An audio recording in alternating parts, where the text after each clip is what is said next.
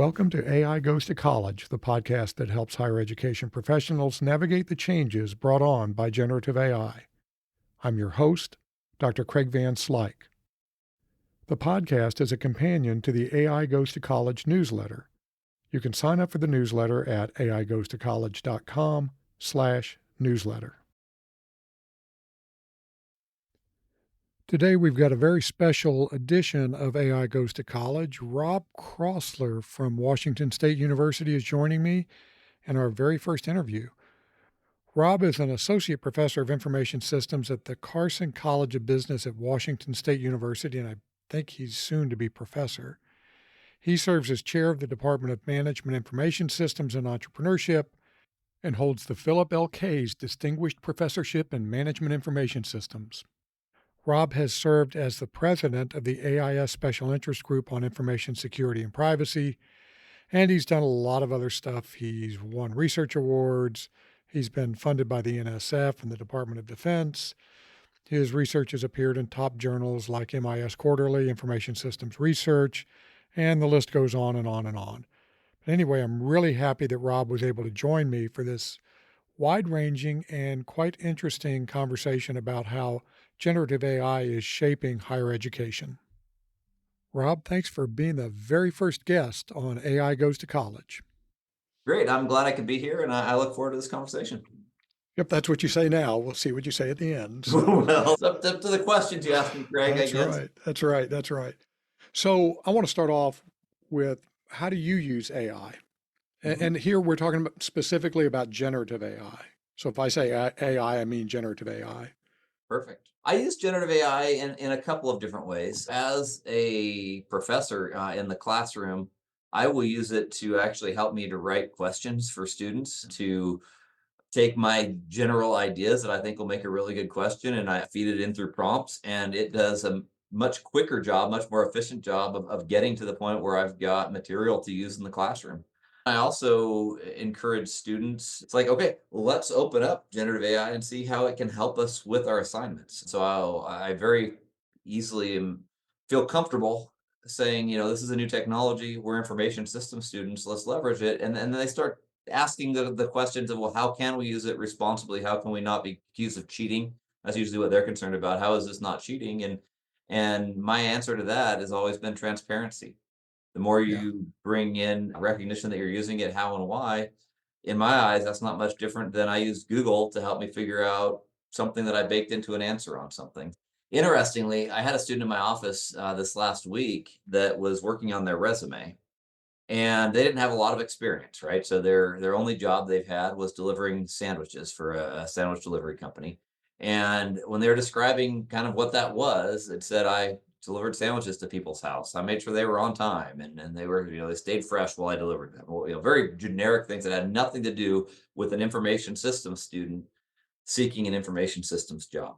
And so I said, well, let's ask ChatGPT how to make experience as a sandwich delivery driver sound appealing for an information systems student seeking an information systems job. And it changed some of the words for the student to utilize GPS to ensure a 15% increase in delivery time efficiency, right? Saying kind of the same thing about how they're delivering sandwiches, but bringing technology into that equation, and giving a student who is struggling with, how do I capture information systems in this in a way that worked, right? And so sharing the student with how to utilize this tool to help them say more creative things, I saw more creative product from them, which helped them to get past the stumbling block of I don't know how to be creative with something like that. That's great. So how has it worked out to have students open up their AI tool of choice in the classroom to dig into something? Because I'm teaching the junior level principles of information systems class in the spring yet again. And I've toyed with the idea of really minimizing some of the lecturing and just say, okay, what we're going to do, you're going to go out and let's say we're talking about what is an information system. Plug it into ChatGPT, Poe, Gemini, whatever you use, see what it comes up with. Now let's see what AI comes up with, and let's compare that to what's in the book, or see where, maybe that's not the best answer, or that's pretty solid. Mhm. but I'm not sure how that would work, but it sounds like you're doing something similar to that. A little bit. So the class I teach is a junior level. I've got juniors and seniors in a cybersecurity class. And what I found as I've done similar sorts of things with students is some are afraid to use it, others embrace using it, and just like how creative can I get? And so what I do and what I've encouraged others to do is to try it, to experiment, and to be okay with failure, because from failure we learn. And the caveat I give in being accepting of failure is to also take the approach of do no harm. So just because we're experimenting with this new technology and how we go about utilizing it, I don't think the students should get a lower grade because I decided to do something creative and experimental. So with the mindset of the student will not be harmed by this, let's get Mhm. creative. Let's see how the learning happens. And in a lot of ways, where I think the learning happens is, in the student's mind, it happens because they used a new tool, they learned how to use a new tool. I actually think the learning happens in the reflection, which Right. is what did I learn from this? How did this help me advance? And then how could I do something similar in the future of my own will and accord? Yeah. Yeah. I tried a little experiment this quarter where I gave a question that I've used every time I teach this class. It's really simple. It's compare and contrast customer relationship management systems and supply chain management systems. And I got to thinking, they're going to use generative AI for this. And so what I did is I put that into generative AI, put it into, I think I used ChatGPT, got the answer, said in the assignment, it said, okay, here's the question.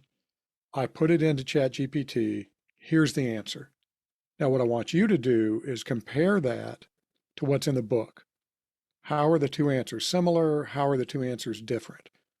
What we talked about in the book and what ChatGPT came up with was pretty similar, but there are a couple of things in the ChatGPT answer I'm not so sure were right.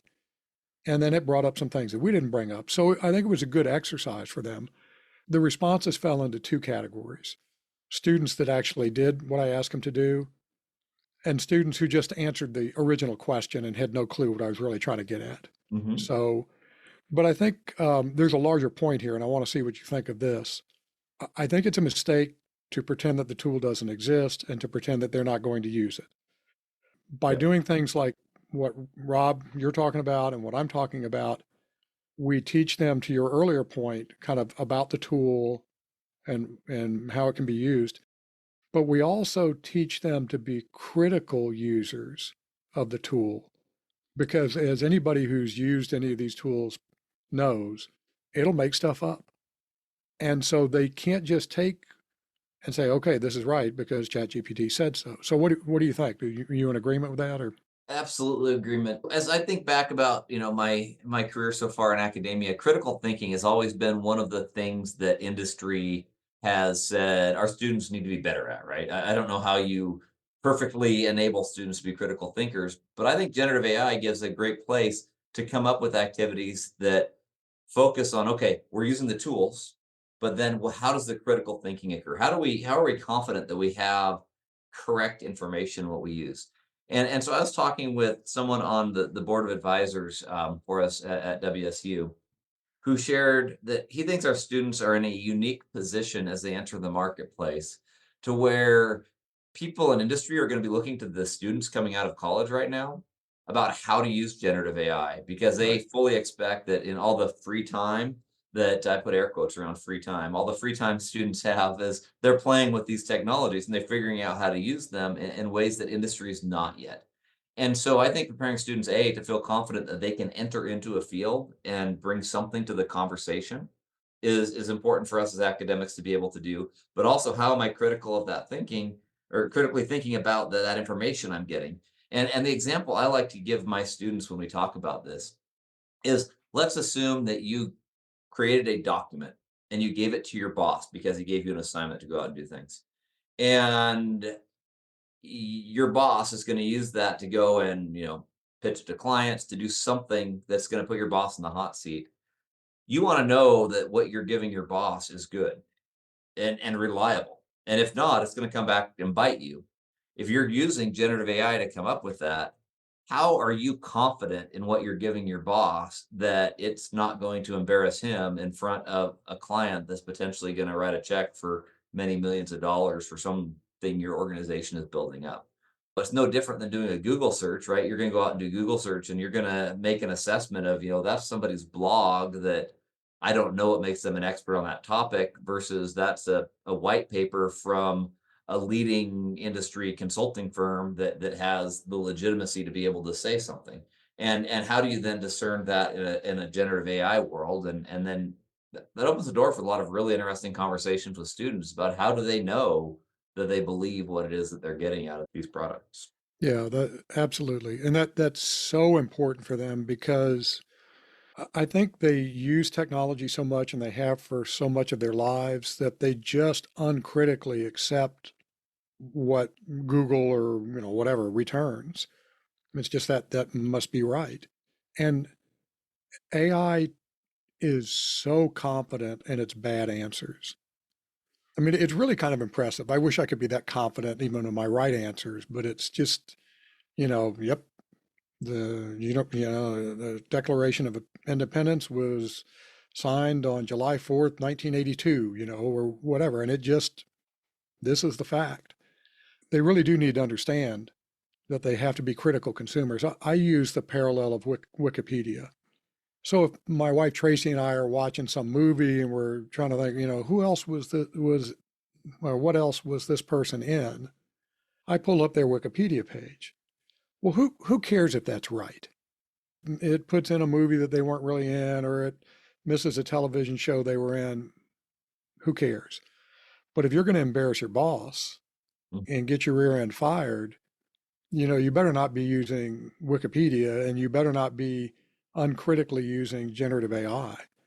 So that brings me to another question. And this is something that came up recently in a couple of different conversations I was having. Some people seem to think that students are all using this like crazy. My experience has been that relatively few of them are actually using it at all. And just a subset of that group is using it very much. So I'm using the big, Mhm. broad, royal we, not royal we, but I'm using the big, broad we, seem to think that students are all over the latest technology. And so they're all over this, but I don't think that's true. I don't think many students are using it. So what's your take? That's generally what I see. In the way I come to that conclusion is the conversations I have with students when we start using it is almost a fear to use it, at least in the academic space, because there has been so much fear built into them that it is cheating. And so those who have used it have done, stupid party games where it's like write a story about an adventure I went on, or write this poem in limerick format, or something that is just them playing with it, using it purposefully as something that's helping them with their coursework or what they're doing academically. There's a lot of fear in students' minds about what's going to get them run up the flagpole for an integrity violation. So yeah, I see a lot of students that's their first biggest question is they're like, "What? You mean I can use this in your class and this is allowed?" Because I've been told with so many channels that it's not. One of my colleagues, Tom Stafford, recently taught a class and he required them to use it.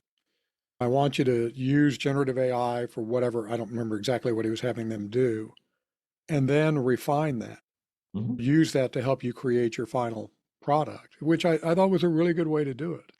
Yeah, that was the Um, final exam I gave last semester. Was I basically told them, "Choose any of the topics that we've talked about this semester and create a document related to that particular topic, your choice, but utilize generative AI to do this and, give it at least, 3 iterations of prompts. Share with me, A, what you created, and B, what were your prompts? What was the output for each of your prompts? And then what was your reflection on what you received from each of those prompts and how you critically assessed it. And really the grading of that was on their ability to build more critical prompting, right? Playing with that prompting to get them to what they want, but also to demonstrate that they validated in some way, shape, or form the information that they got. And I used generative AI to write the question. I'd let students know that. I was completely transparent. And I was afraid I was going to have all the students receive 100% on that assignment. And I had variance in grades. It created the rubric for me. It is so good at creating rubrics that I will never create a rubric all by myself Uh, ever again. I had students that got perfect scores, and I had students that got C's. I think that was kind of my range, was C's to A's, and my overall class average was around an 85 to an 88 or something on that exam. So a little bit higher than I probably would have had on a final exam. But again, going back to kind of that whole idea with do no harm, I right. didn't want students to be punished because I came up with a creative way of doing this exam. But also, I think those that did well embraced the ability to be creative with these tools and they played with it and they did something useful, and then others struggled a little bit, but I think I was okay with that, right? As an IS course and what I was asking students to do. So I think it turned out well, and I think you can ask students to be required to do it. And it's just ultimately what I'm grading on now is not can you create the final product, but more like the process of how do you get to create that final product. I can look at the process with the prompting and those sorts of things, but also I get to see some insight into critical thinking that really I wasn't paying attention to before I was setting up questions in that sort of way. Yeah. I think that you're really on to something. Seems like that's the second time I've used that phrase. This is really ChatGPT. Nevertheless, nonetheless, Craig um, GPT. that's right, Craig GTP. I'm going to see if I can form a coherent thought here. Technology helps free people from mundane tasks, at least it can. And so we in higher education have been criticized for a long time that we focus too much on memorization and that sort of thing, and not enough on critical thinking and creativity, which I think is a fair criticism. Students need to know some things. They just need to know certain things, certain facts. But, if I forget cutoff for some statistic, I don't sit down and memorize every possible heuristic for every possible statistical technique I might use. I get on Google and look it up, or I go on Google Scholar, find a paper and look it up. So I don't want to waste my limited brain power remembering a bunch of stuff that I can find in 30 seconds or a minute. And so I think you're kind of doing the same thing. Yeah, I mean they need to know the concepts and they need to understand things at a certain level, but what are the stages in this process, or what are all the components of some framework? Do they really need to memorize all of that? Maybe some of them, but some of them they don't. And so go out to Gemini or ChatGPT and look that up. And then the real gold is in how you apply that. So I think that's kind of what I was hearing as you were talking about what you did on the final. Yeah, absolutely. And it's pushing students in the direction of how do you utilize tools to do better. Well, and I think that's a critical point for everybody to understand.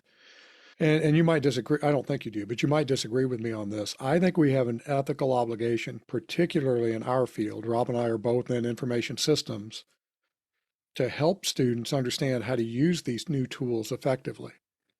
I mean, it's not all that different than when spreadsheets started becoming popular. Why wouldn't you use that tool instead of pulling out your calculator or your slide rule or your abacus or whatever? Do you agree with that, that we really do have an obligation to help them learn? Absolutely. And I think that's what students want from us as IS professionals is there's a lot of fear for students of how do they enter this marketplace that if you watch the news, doom and gloom sells news.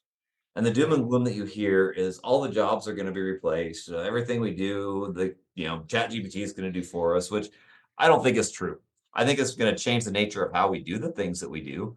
And with what we are as information systems professionals, I think we're at a unique place where as we embrace and utilize these tools, I think our job of helping people to use technology and be able to use it better to do their jobs is exactly what we've been doing for decades. Right. And now it's at the forefront. It's a place where we can be leaders in ways that may have been a little bit harder to earn that ability to step up to the plate and to be able to do that. So if we can prepare our students to have the confidence to step into that, I think we're going to have some incredible success stories that are we're going to be able to talk about, 2, 3 years from now. Well, and there's a quote that's been floating around the interwebs. I can't remember who supposedly said it. It's not that AI is going to replace jobs. It's people using AI are going to replace people that don't use AI. Absolutely. And yeah, I think that makes a lot of sense. So I want to go down a little bit different path here. How are you seeing your colleagues react to this? I had a conversation, I'm not going to disclose too much, but the impression this person had was that another entity, administrative entity, was basically telling students don't use it. It's cheating to use it, which kind of surprised me a little bit. But what are you hearing? So I'm lucky in some ways in the Carson College of Business here at WSU.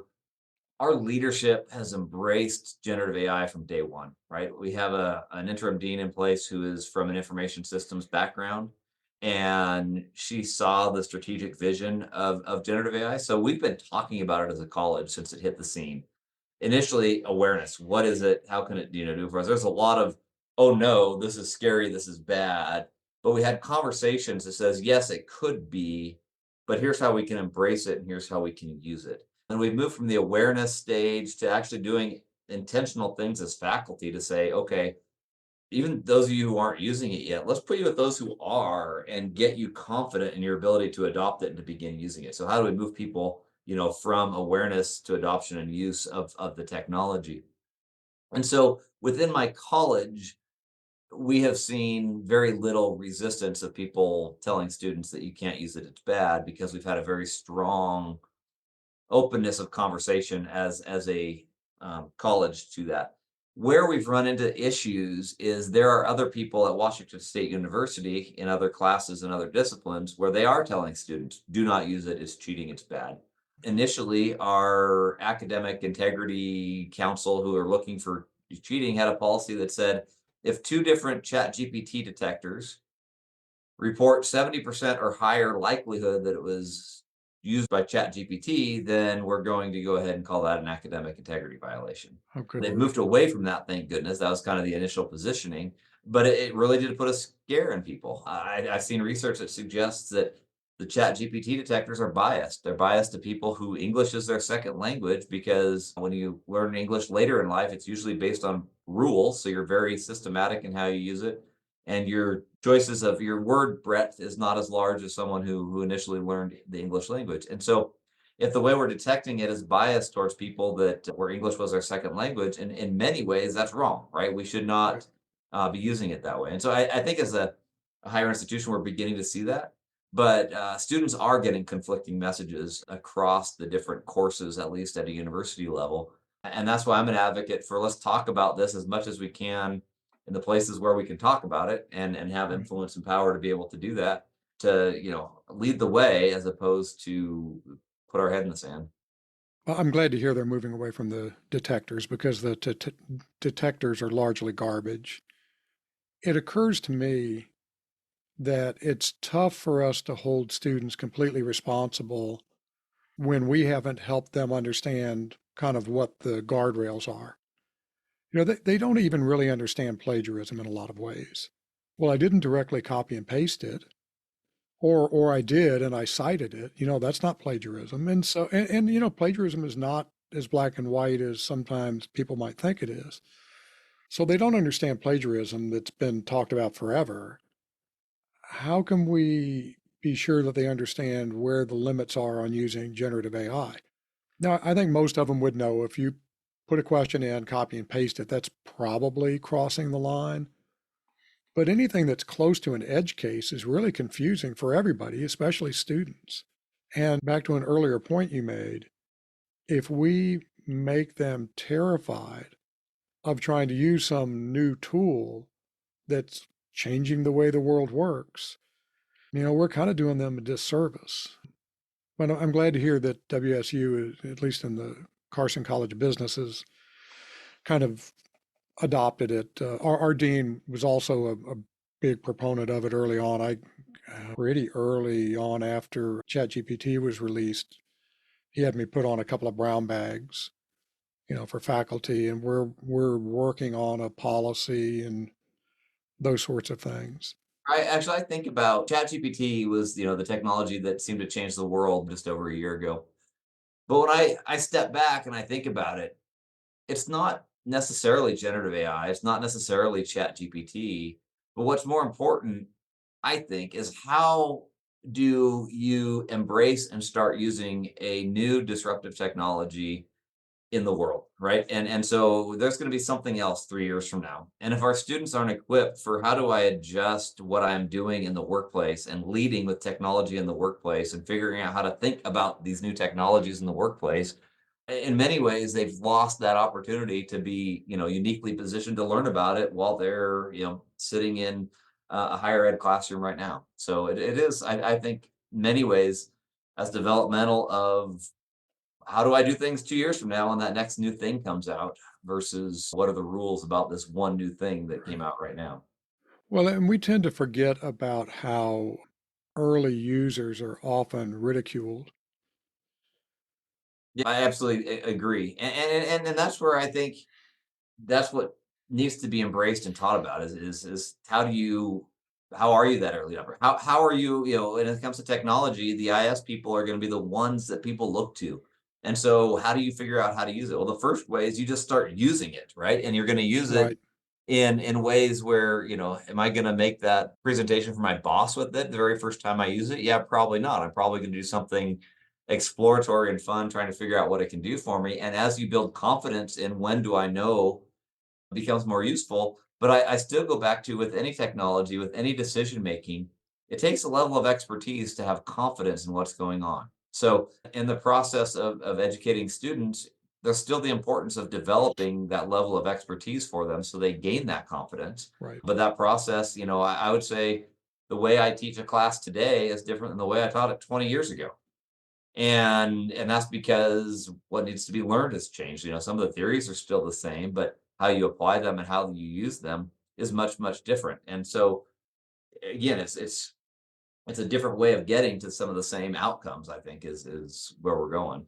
Yep, yep. I absolutely agree. So, what do you see as the future of generative AI, especially as it relates to higher ed? How's that for a question? That's a great question. I think there's a couple of interesting challenges. One is the equity of making it available. And it's been an interesting conversation we've had is, if you're going to use it, in your class, allow it in your class. And my experience has been Chat GPT-4, the one you pay for, is better than Chat GPT 3.5, the one you can get for free. What about the students who just can't afford to buy the better one? What Yeah, disadvantage does that place them at? How do you conquer that, right? Do universities just buy site licenses and make it available to all the students? And then how do you agree on which generative AI tool you're going to be? Who's the winner? Who's the loser? Right? It sounds like the Dropbox versus Google Drive versus OneDrive argument that we've done with cloud computing. I think getting that figured out is how do we build an equal playing field for everyone is one of the first things. But what makes that challenging, and this is where I think universities have to get things figured out, is so much changes every month, right? It seems like every time I turn around, there's something new with generative AI. So when bureaucracy gets involved, it takes forever to make a decision, and then that decision is stuck with for a long, long time. In a world of drastically changing new technologies, how does that get baked into everything as well? So yeah. I think we're at this explosive stage with a lot of new things, which really, with things changing fast, the bureaucracy of universities is going to have an interesting challenge in front of it as how do they make this a part of who they are in a way that doesn't limit the availability of creative tools and the use of those creative tools as they come onto the market. You're spot on. There are going to be some serious equity issues, especially as generative AI tools are increasingly embedded in other tools. I think that's the future.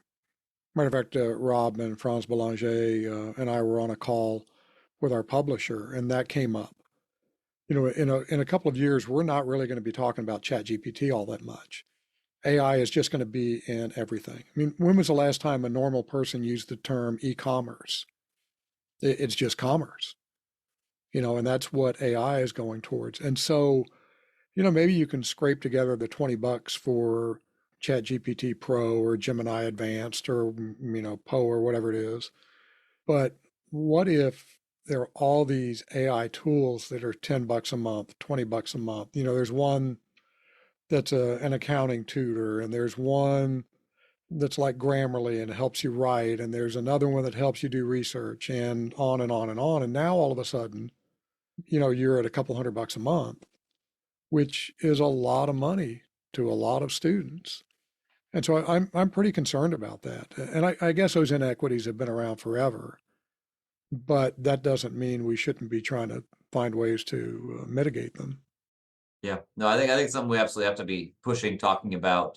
And I know organizations I've talked to are concerned about paying all these fees for use of things. And so it's going to be interesting if it's a third party product that's completely owned by, you know, the big companies, or if our university is going to say, you know what, we're going to develop and host our own large language model or our own language model where we control what are the inputs of information. Because right now, when you look at OpenAI, ChatGPT, this is a very, very large amount of information that feeds into that. And is all of that relevant and important to what I am teaching in a cybersecurity class? Or would students be better served having a language model that was purposely designed for what we're going to be teaching here? I have a colleague that's experimenting with using an open source textbook that he used to feed into a language model. So it became the chat GPT, if you will, and then students could utilize a chat bot to ask the textbook questions. We did that with our textbook. I was doing a little bit of consulting work with a firm that was working on an AI based tool, and our publisher gave us the permission to take an earlier edition of the textbook, load it into this large language model, and then students could just go ask questions of it. Unfortunately, the product didn't survive. It went in a different direction. The company survived, the product didn't, which is not all that unusual. But I thought that this is really something because I don't know about your students, but the students that I've been around in the last 8 or 10 years, really, they don't want to come to office hours. They don't want to email you with questions unless they're grade grubbing at the end of the term. They get stuck on something and they don't know what to do, so they just kind of give up. Well, if there was a model, a textbook GPT or whatever it is, where they can just say, I don't understand the difference between these two definitions, and they get an answer. Was that as good as talking to the professor? Maybe not, but it might be good enough. Well, and is it available at 2 o'clock in the morning when they decide they're going to do their coursework, right?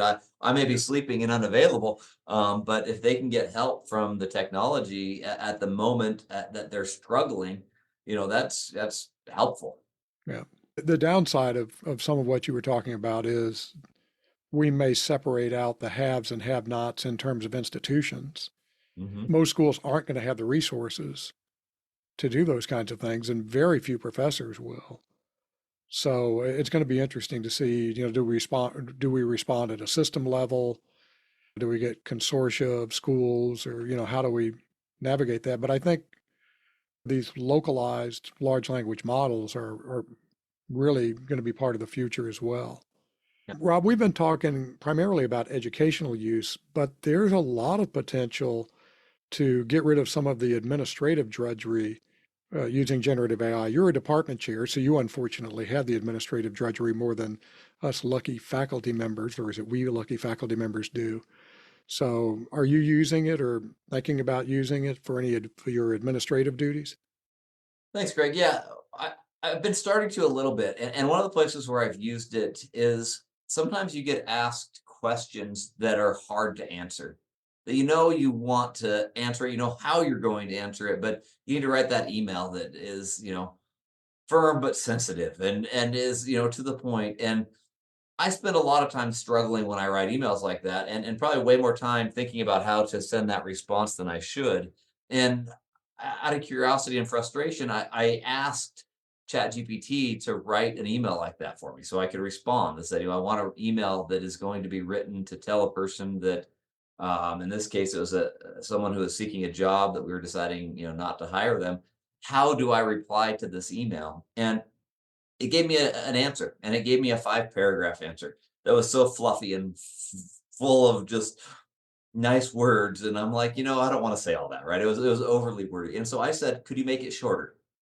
And so it condensed it down and went from 5 paragraphs to 4. I said, well, can you make it shorter? It gave me 3. I have one more time. Can you make it shorter? I got 2 paragraphs, and it was really close to what I would want to say. And so I copy pasted it, made a few minor edits, and something that I would have struggled and second guessed myself about how to write that email for 20 minutes to a half an hour. I was done in 3 minutes, and I felt confident that I had done a good job of appropriately, giving feedback.